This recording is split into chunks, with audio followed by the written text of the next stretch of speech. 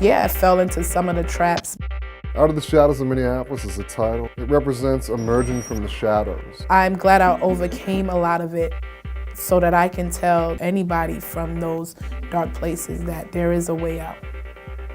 It's about stepping into the light and presenting an authentic telling of your own story. The thing that's interesting about what they're doing is that they're not just providing an excellent open resource that will be low cost or free. Students will save money while using a class material that focuses on the lives of their peers. They're actually engaging students in the creation of that open educational resource. Being part of the book project was pretty inspiring.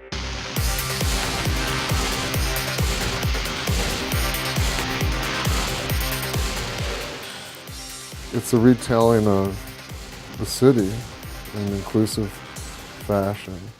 Out of the shadows. There's some beautiful things that come out of the shadows. Shadow suggests a degree of invisibility, to be less than seen. And so I think in the very act of making their narrative visible, they're also standing in, dare I say, as Pied Pipers for others like them. The authors are amazing. It includes staff, faculty, but especially students. This anthology includes students that have survived the fall of Saigon, who've survived the Khmer Rouge. We have students like Julene, who found herself homeless as a single mother in New York. You know, in a poverty-stricken area in New York City, living in the projects. Honestly, I didn't think I would make it. It's always survival mode.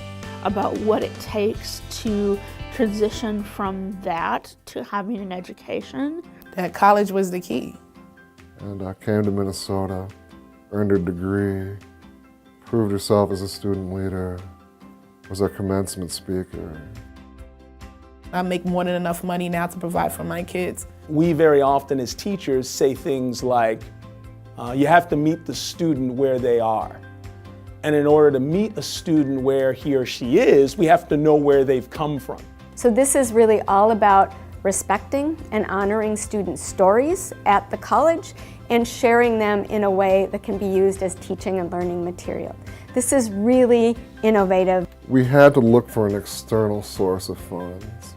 Program funds alone could not do a project of this scope. So we were very fortunate that the system office had put together a call for proposals around innovation grants across system institutions.